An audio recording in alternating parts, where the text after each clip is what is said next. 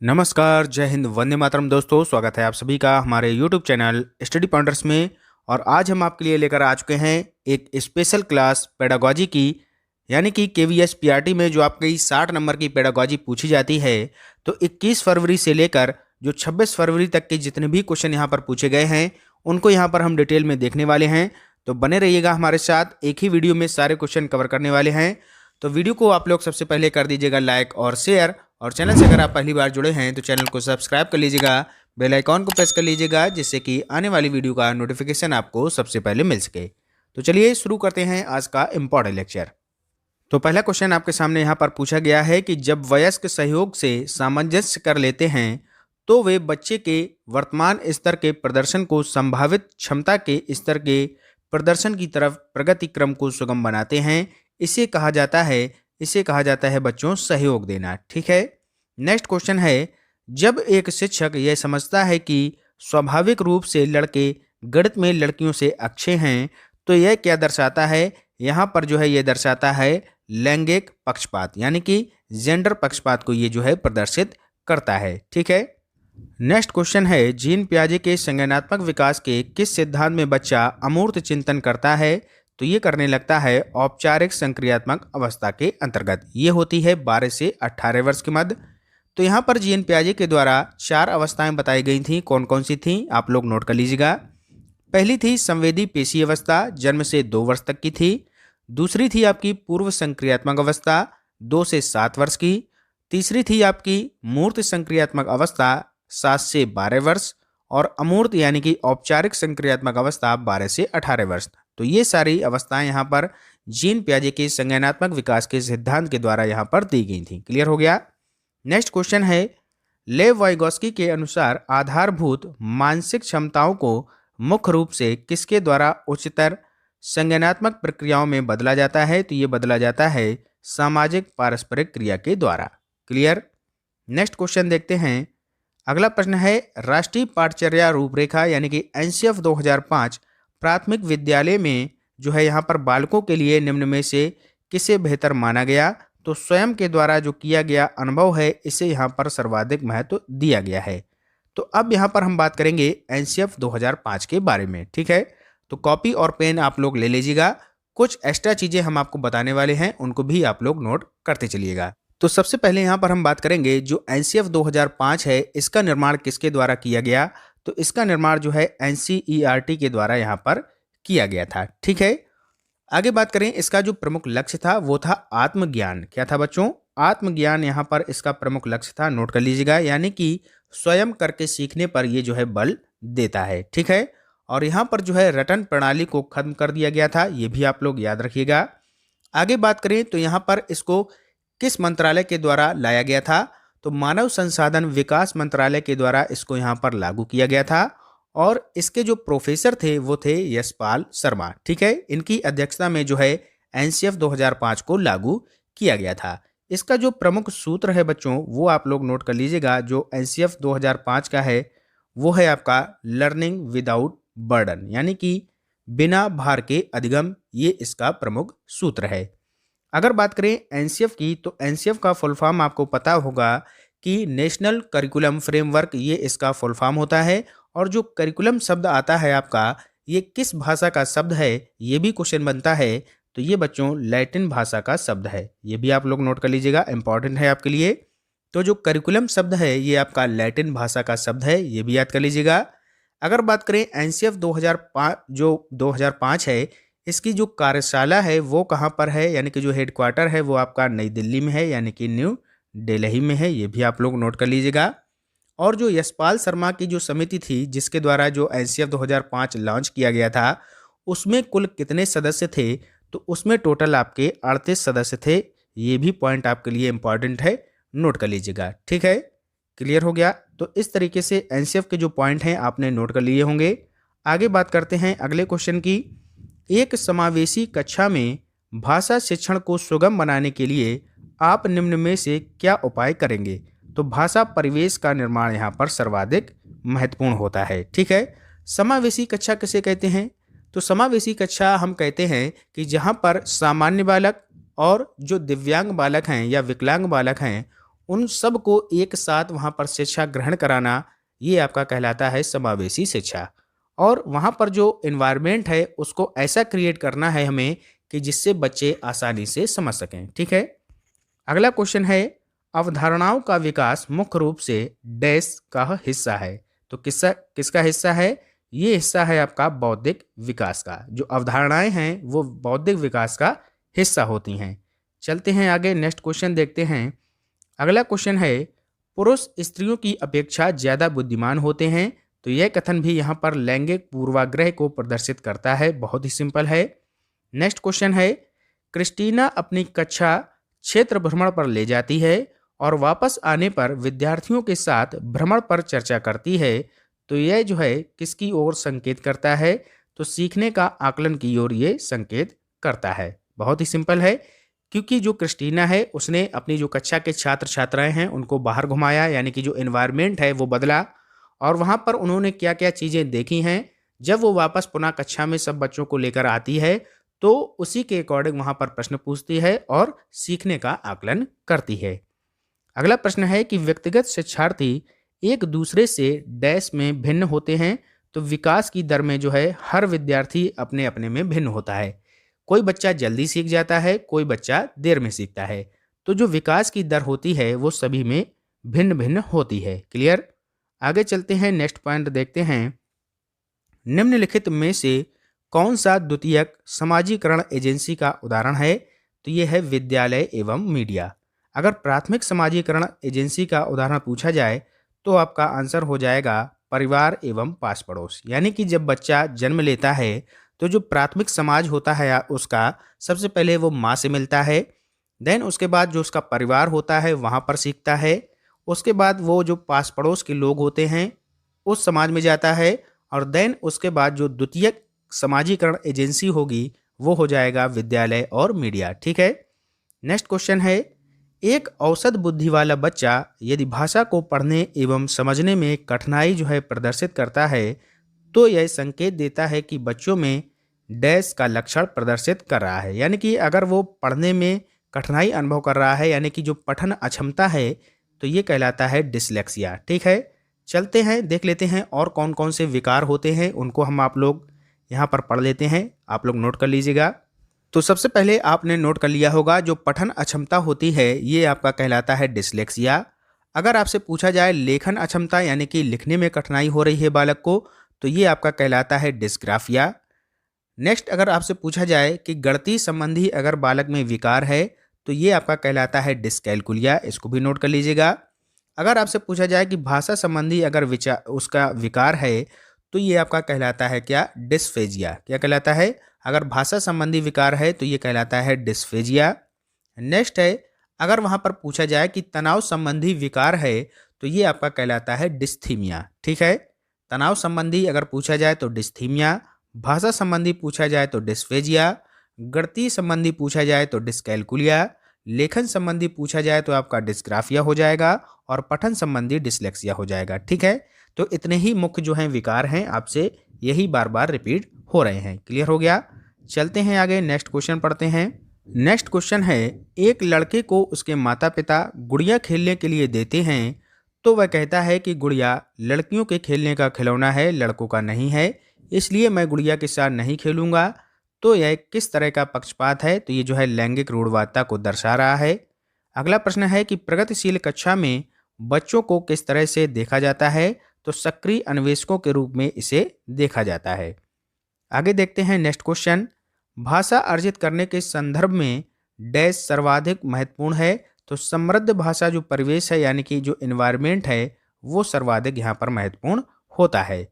अगला क्वेश्चन है, बहुभाषिक कक्षा में बच्चों की भाषाओं को स्थान देने के लिए आवश्यक है कि शिक्षक बच्चों के मातृभाषा प्रयोग को स्वीकार करें। यानी कि लोकल लैंग्वेज में जो मातृभाषा है बच्चों की, उसी में यहाँ पर हमें शिक्षा प्रदान करनी है। अगला क्वेश्चन है, 8वीं कक्षा में पढ़ने वाली रुबीना लिखने में यहाँ पर बेहद कठिनाई का अनुभव करती है। तो अभी हमने बताया कि लेखन संबंधी अगर विकार है तो डिस्ग्राफिया आपका आंसर हो जाएगा। क्लियर? नेक्स्ट क्वेश्चन है, निःशक्त बच्चों के लिए समेकित शिक्षा की केंद्रीय प्रायोजित योजना का उद्देश्य है डैश में निःशक्त बच्चों की को जो है शैक्षिक अवसर उपलब्ध कराना। तो किसमें? तो नियमित विद्यालयों में ये जो है शैक्षिक अवसर उपलब्ध कराना, ये इसका राइट आंसर हो जाएगा। अगला क्वेश्चन है एनईपी 2020 से। तो एनईपी 2020 का लक्ष्य किस वर्ष तक 3 से 18 आयु वर्ग के प्रत्येक बच्चे को गुणवत्तापूर्ण व समावेशी शिक्षा प्रदान करना है। तो ये लक्ष्य रखा गया है 2030 तक। कब तक रखा गया है बच्चों? 2030 तक ये जो है रखा गया है। चलिए अब यहाँ पर हम थोड़ा बात कर लेते हैं एनईपी 2020 के बारे में। तो एनईपी 2020 के कुछ हम महत्वपूर्ण पॉइंट आपको बता रहे हैं, उनको जरा आप लोग नोट कर लीजिएगा। सबसे पहले बात करेंगे, जो पहली शिक्षा नीति है ये आपकी कब आई थी? तो पहली शिक्षा नीति आई थी 1968 में, इंदिरा गांधी जी के समयकाल में। ठीक है, जो कोठारी आयोग था, दौलत सिंह कोठारी की अध्यक्षता में पहली शिक्षा नीति 1968 में आई थी। बात करें दूसरी शिक्षा नीति की, तो ये आई थी 1986 में। ठीक है, 1986 में दूसरी राष्ट्रीय शिक्षा नीति आई थी और इसी में 2 बार संशोधन हुआ है। 1992 में एक बार हुआ था और एक बार हुआ था 2014 में। ठीक है, ये पॉइंट भी आप लोगों से पूछा जाता है, इसको भी आप लोग याद रखिएगा। और जो दूसरी राष्ट्रीय शिक्षा नीति है ये किसके समय आई थी? राजीव गांधी के समय में। ठीक है, क्लियर। इसके बाद आती है आपकी जो तीसरी राष्ट्रीय शिक्षा नीति है, यानी कि एनईपी 2030, ये वाली। ठीक है, ये आती है मोदी जी के कार्यकाल में, सभी को पता है। और ये कितने वर्षों के बाद आई है? एक क्वेश्चन ये भी बनता है। तो हमने आपको बताया था कि जो दूसरी आई थी वो आई थी 1986 में और ये आई है 2020 में।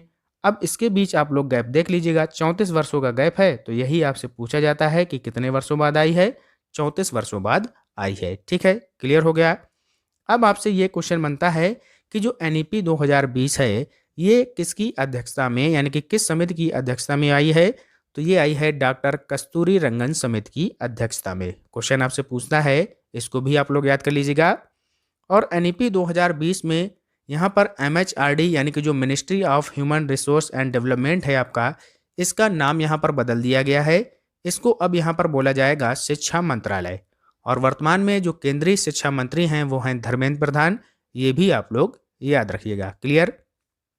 आगे बात करते हैं, जो एनईपी 2020 है इसका यहाँ पर जो नया पाठ्यक्रम है वो क्या बताया गया है?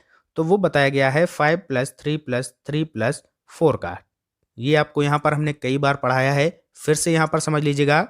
जो पहला 5 है इसको 2 पार्ट में डिवाइड किया गया है, 3 और 2। पहले 3 साल बच्चा जो है आंगनवाड़ी में पढ़ाई करेगा। उसके बाद जो 2 साल होंगे वो पहली और दूसरी कक्षा में पढ़ाई करेगा। नेक्स्ट यहाँ पर जो ये 3 है इसमें यहाँ पर 3, 4, 5 में पढ़ाई करेगा। फिर अगला जो 3 है यहाँ पर जो है बच्चा 6, 7, 8 में पढ़ाई करेगा। और जो अगले 4 साल हैं यहाँ पर 9, 10, 11, 12 यहाँ पर ये कंप्लीट कर लेगा। ठीक है, और यहाँ पर जो है कक्षा 5 तक मातृभाषा में शिक्षा प्रदान करने के लिए भी बोला गया है। उद्देश्य क्या है यहाँ पर एनईपी 2020 का? वो प्रमुख उद्देश्य है आपका पाठ्यक्रम को लचीला बनाना। ठीक है, और जो 2030 तक इसका उद्देश्य है ये भी हमने आपको बता दिया। तो ये सारी बातें थी एनईपी 2020 से संबंधित, हमने आपको पूरा डिटेल में समझा दिया है और आशा करते हैं कि आपको समझ में भी आ गया होगा। चलते हैं आगे, नेक्स्ट क्वेश्चन देखते हैं। उपचारात्मक शिक्षण सहायक है कमजोर छात्रों की सीखने की कठिनाइयों को दूर करने के लिए। ठीक है, एक होता है निदानात्मक और एक होता है आपका उपचारात्मक। तो निदानात्मक और उपचारात्मक में क्या अंतर होता है ये भी आप लोग समझ लीजिएगा। जैसे कि कोई बच्चा है उसको सीखने में कोई कठिनाई हो रही है, ठीक है, तो वो जो है गलती कहाँ कर रहा है ये जब शिक्षक पकड़ लेता है तो ये कहलाता है आपका निदान। ठीक है, और जब वो जहाँ पर गलती कर रहा है उस गलती को पकड़ने के बाद उसमें सुधार कर देता है जब शिक्षक, तो वो कहलाता है आपका उपचार, यानी कि उसने उसका उपचार कर दिया। ठीक है, तो ये अंतर होता है निदान में और उपचारात्मक में। ठीक है, क्लियर। नेक्स्ट पॉइंट है, अगला क्वेश्चन है, जब एक शिक्षिका दृष्टिबाधित शिक्षार्थियों को जो है कक्षा के अन्य शिक्षार्थियों के साथ सामूहिक गतिविधियों में शामिल करती है तो ये जो है समावेशी शिक्षा की भावना के अनुसार कार्य कर रही है। ठीक है, समावेशी शिक्षा क्या होती है हम आपको बता चुके हैं पहले ही। आगे बात करते हैं नेक्स्ट क्वेश्चन की। सीखने का वह सिद्धांत जो पूर्ण रूप से और केवल अवलोकनीय व्यवहार पर आधारित है सीखने के किस सिद्धांत से संबद्ध है? तो यह है व्यवहारवादी के अंतर्गत। ठीक है, नेक्स्ट क्वेश्चन है, विकास में वैयक्तिक विभिन्नता को समझाने के लिए क्या महत्वपूर्ण है? तो वंशानुगत यानी कि विशेषताओं के साथ साथ पर्यावरणीय कारकों एवं उनकी पारस्परिक क्रिया पर विचार करना। ठीक है, चलते हैं आगे, नेक्स्ट क्वेश्चन देखते हैं। एनईपी 2020 का मुख्य उद्देश्य क्या है? तो अभी हमने बताया था आपको कि पाठ्यक्रम को लचीला बनाना इसका प्रमुख उद्देश्य है। नेक्स्ट है एनसीएफ 2005 के संतुति के अनुसार बच्चों का विद्यालयी जीवन निम्नलिखित में से किसके साथ जुड़ना चाहिए? तो विद्यालय के बाहर के वातावरण से। ठीक है, ये भी हम आपको बता चुके हैं। आगे बात करेंगे नेक्स्ट क्वेश्चन की। बच्चों में जेंडर रूढ़वादिता एवं जेंडर भूमिका अनुरूपता को कम करने के लिए निम्नलिखित में से कौन सी पद्धति प्रभावशाली है? तो जेंडर पक्षपात के बारे में परिचर्चा करना ये यहाँ पर प्रभावशाली है। ठीक है, अगला क्वेश्चन है कि सतत एवं व्यापक मूल्यांकन में व्यापक का तात्पर्य क्या होता है, यानी कि व्यापक का अर्थ क्या होता है? तो इसका अर्थ होता है छात्रों के ज्ञान, समझ, व्याख्या और अनुप्रयोग। ठीक है, ये यहाँ पर व्यापक का अर्थ होता है। क्लियर? आगे बात करते हैं नेक्स्ट क्वेश्चन की। निम्नलिखित संरचनाओं में से शिक्षा का अधिकार अधिनियम 2009 यानी कि जो आरटीई एक्ट है 2009 किसकी वकालत करता है? तो ये जो है आपका समावेशी शिक्षा की वकालत करता है। चलिए अब यहाँ पर हम आपको बता देते हैं कि आरटीई जो एक्ट है इसके बारे में थोड़ी जानकारी आपको दे देते हैं। तो सबसे पहले यहाँ पर बात करेंगे कि जो आरटीई एक्ट है इसका फुल फॉर्म क्या है? तो राइट टू एजुकेशन ये इसका फुल फॉर्म है। यहाँ पर जो है दो बातें बताई गई हैं। 6 से 14 वर्ष के जो बालक और बालिकाएं हैं, जो सामान्य बालक और बालिकाएं हैं, उनको निःशुल्क व अनिवार्य शिक्षा प्रदान करने की बात बोली गई है। ठीक है, तो 6 से 14 वर्ष हो गया ये आपका सामान्य के लिए, और जो दिव्यांग बालक बालिकाएं हैं उनको यहाँ पर 6 से 18 वर्ष तक के लिए निःशुल्क और अनिवार्य शिक्षा की बात बोली गई है। तो दोनों में आपको कंफ्यूज नहीं होना है। सामान्य है 6 से 14 वर्ष तक और दिव्यांग हैं 6 से 18 वर्ष तक। क्लियर हो गया? उद्देश्य यहाँ पर बताया गया था कि शिक्षा का सार्वभौमिकरण करना, ठीक है, और गुणवत्तापूर्ण शिक्षा प्रदान करना। ठीक है, ये तो क्लियर हो गया। अब बात कर लेते हैं कि शिक्षक और छात्र का अनुपात यहाँ पर क्या बताया गया है। शिक्षक और छात्र का अनुपात, ठीक है, तो एक शिक्षक जो है यहाँ पर 30 छात्रों को शिक्षा प्रदान कर सकता है प्राइमरी में। ठीक है, यानी कि प्राथमिक विद्यालय में। अगर यहाँ पर उच्च प्राथमिक की बात करें तो हो जाएगा एक शिक्षक 35 यहाँ पर छात्रों को एक बार में शिक्षा प्रदान कर सकता है, और इसका वर्णन आपकी धारा 25 में भी वर्णित है। ठीक है, क्लियर हो गया? चलते हैं आगे, नेक्स्ट क्वेश्चन देखते हैं। प्याजे के अधिगम के संज्ञानात्मक सिद्धांत के अनुसार वह प्रक्रिया जिसके द्वारा संज्ञानात्मक संरचना को संशोधित किया जाता है ये कहलाता है आपका स्कीमा। क्लियर? आगे चलते हैं, नेक्स्ट क्वेश्चन देखते हैं। और वीडियो अगर आप लोगों को अच्छा लग रहा हो तो प्लीज़ लाइक ज़रूर कर दें, और चैनल से अगर आप पहली बार जुड़े हैं तो सब्सक्राइब कर लें, क्योंकि ऐसे ही इंपॉर्टेंट वीडियो हम आपके लिए लेकर आते रहते हैं। अगला क्वेश्चन है कि नई शिक्षा नीति में कक्षा 5 तक की जो शिक्षा में किस भाषा को अध्यापन के माध्यम के रूप में यहाँ पर अपनाने पर बल दिया गया है? तो मातृभाषा यानी कि क्षेत्रीय और लोकल भाषा को यहाँ पर जो है महत्व दिया गया है। क्लियर हो गया? चलते हैं आगे, बात करते हैं नेक्स्ट क्वेश्चन की। तो नेक्स्ट क्वेश्चन आपके सामने क्या दिया गया है? यहाँ पर दिया गया है निपुण, जो कि बहुत ही इंपॉर्टेंट है आपके लिए। एग्जाम में काफ़ी यहाँ पर पूछा गया है इसका फुल फॉर्म।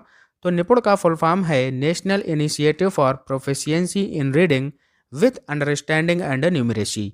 निपुण भारत योजना की अगर बात करें तो 5 जुलाई 2021 को इसकी जो है यहाँ पर शुरुआत हुई थी, और इसका हमने सेपरेट वीडियो बनाकर डाल दिया है, और जिन्होंने नहीं देखा है तो डिस्क्रिप्शन में लिंक दे दिया जाएगा, जाकर वहाँ से आप लोग देख लीजिएगा। ठीक है, मेन पॉइंट यहाँ पर हम बता देते हैं कि जो निपुण है इसकी शुरुआत आपकी होती है 5 जुलाई 2021 को। रमेश पोखरियाल निशंक के द्वारा इसकी शुरुआत की गई थी, और इसको जो है 17 भागों में यहाँ पर बांटा गया है। निपुण में आपके 5 स्तर बताए गए हैं। कौन कौन से? पहला बताया गया है राष्ट्रीय स्तर, दूसरा है राज्य स्तर, तीसरा है जिला स्तर, फिर ब्लॉक स्तर, और फिर स्कूल स्तर। तो ये 5 स्तर के बारे में यहाँ पर बताया गया है। ठीक है, क्लियर हो गया? चलते हैं आगे, नेक्स्ट देखते हैं अगला क्वेश्चन। बच्चों को संकेत देना तथा आवश्यकता पड़ने पर सहयोग प्रदान करना निम्नलिखित में से किसका उदाहरण है? तो स्कैफोल्डिंग का उदाहरण है ये। अगला क्वेश्चन है राष्ट्रीय पाठचर्या की रूपरेखा यानी कि एनसीएफ 2005 अधिगम के रचनावादी उपागम पर बल देती है, क्योंकि वह किस पर केंद्रित है? तो ये केंद्रित है गतिविधियों में शामिल करते हुए शिक्षार्थियों की सक्रिय भागीदारता पर। ठीक है, आगे चलते हैं। नेक्स्ट क्वेश्चन है, नई शिक्षा नीति यानी कि एनईपी 2020 में कक्षा 1 और 2 किस स्टेज के अंतर्गत आता है? तो ये आता है फाउंडेशनल स्टेज के अंतर्गत यानी कि बुनियादी स्तर पर। अगला है बहुबुद्धि सिद्धांत जो है के अनुसार यहाँ पर सभी प्रकार के पशुओं, खनिजों और पेड़ पौधों को पहचानने और वर्गीकृत की योग्यता कहलाती है, तो ये कहलाती है प्राकृतिक बुद्धि। क्लियर। अगला क्वेश्चन देखते हैं, एक विद्यार्थी मेडिकल कॉलेज में दाखिला लेने के लिए कठिन परिश्रम करता है ताकि वह प्रवेश परीक्षा में उत्तीर्ण हो सके। यह विद्यार्थी डैश रूप से अभिप्रेरित है, तो आंतरिक रूप से अभिप्रेरित है। अगला क्वेश्चन है, एक शिक्षिका अपने शिक्षण में दृश्य श्रव्य सामग्रियों और शारीरिक गतिविधियों का प्रयोग करती है क्योंकि इनमें जो है अधिकतम इंद्रियों का उपयोग सीखने को समृद्ध करता है। ठीक है, इसलिए ये इसका प्रयोग करती है। अगला क्वेश्चन है, कोहलबर्ग के अनुसार सही और गलत प्रश्न के बारे में निर्णय लेने में शामिल चिंतन प्रक्रिया को कहा जाता है, तो ये कहा जाता है नैतिक यथार्थवाद। नेक्स्ट क्वेश्चन है, एक विद्यार्थी अपने समकक्ष व्यक्तियों के समूह के प्रति आक्रामक व्यवहार करता है और विद्यालय के मानदंडों को नहीं मानता। इस विद्यार्थी को डैश में सहायता की आवश्यकता है, तो भावात्मक क्षेत्र में इसको जो है आवश्यकता है। ठीक है, आगे चलते हैं। नेक्स्ट क्वेश्चन देखते हैं, शिक्षकों को अपने विद्यार्थियों की त्रुटियों का अध्ययन करना चाहिए क्योंकि वे प्रायः डैश की ओर संकेत करते हैं, यानी कि आवश्यक उपचारात्मक युक्तियों की ओर संकेत करते हैं। अगला प्रश्न है, शिक्षकों को यह सलाह दी जाती है कि वे अपने शिक्षार्थियों को सामूहिक गतिविधियों में शामिल करें क्योंकि सीखने को सुगम बनाने के अतिरिक्त डैश में भी सहायता करते हैं, तो समाजीकरण में सहायता करते हैं। अगला प्रश्न आपके सामने है, सीमा हर पाठ को बहुत जल्दी सीख लेती है जबकि लीना उसे सीखने में ज़्यादा समय लेती है, तो यह विकास के किस सिद्धांत को दर्शाता है? तो वैयक्तिक भिन्नता को यहाँ पर दर्शाया गया है। ठीक है, अगला प्रश्न है, बच्चे फिल्मों में दिखाए गए हिंसात्मक व्यवहार को सीख सकते हैं।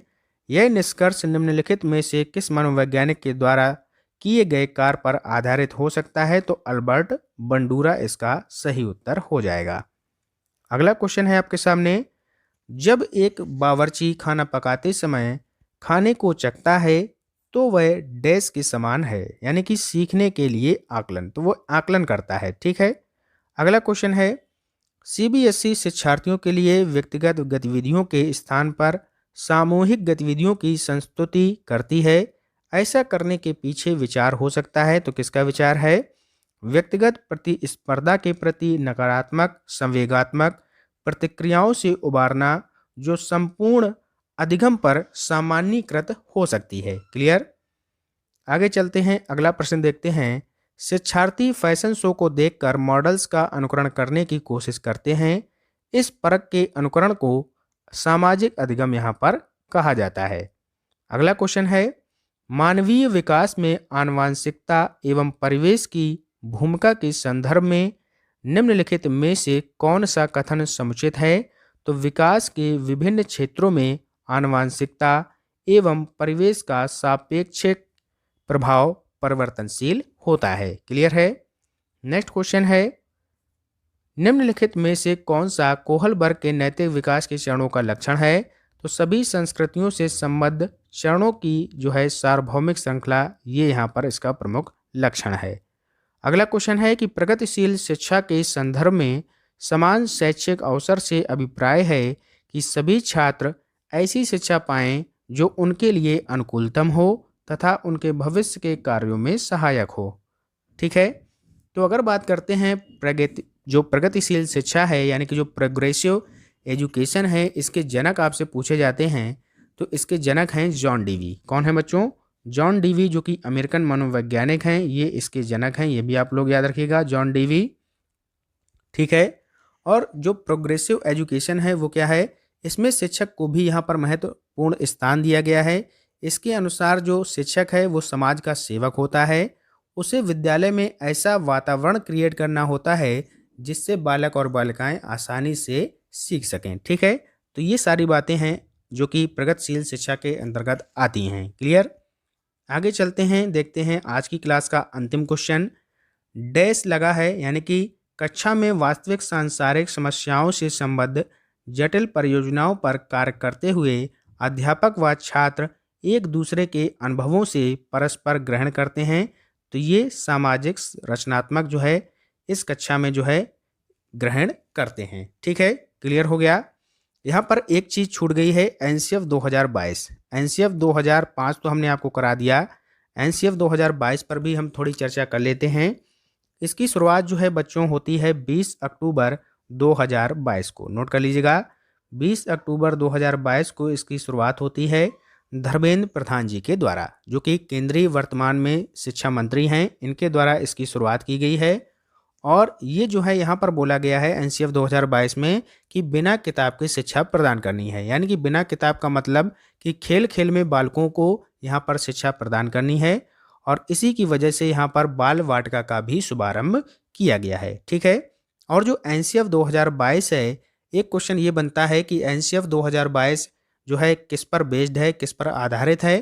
तो ये बच्चों एनईपी 2020 पर आधारित है। ये भी यहाँ पर इंपॉर्टेंट है क्वेश्चन, इसको भी आप लोग याद कर लीजिएगा। एक आपकी जो योजना है परख, परख का फुल फॉर्म भी पूछा जाता है, आप लोगों ने देखा भी होगा, कई बार पूछा गया है परख क्या है। तो परख का जो फुल फॉर्म होता है वो नोट कर लीजिएगा। इसकी शुरुआत होती है 11 सितंबर 2020 को। कब होती है? 11 सितंबर 2020 को इसकी शुरुआत होती है, मोदी जी के कार्यकाल में होती है। इसका फुल फॉर्म आप लोग नोट कर लीजिएगा, performance assessment review and analysis of knowledge for holistic development. क्या होता है? एक बार फिर से सुन लीजिएगा, performance assessment review and analysis of knowledge for holistic development, ये इसका फुल फॉर्म होता है। क्लियर हो गया? तो आशा करते हैं कि आप लोगों को वीडियो बहुत ही अच्छा लगा होगा, और अगर वास्तविक रूप में अच्छा लगा है तो प्लीज़ एक लाइक ज़रूर कर दें, चैनल को सब्सक्राइब कर लें। मिलते हैं इसी टाइप के एक और अच्छे वीडियो के साथ, तब तक के लिए पढ़ते रहिए और आगे बढ़ते रहिए। जय हिंद, जय भारत।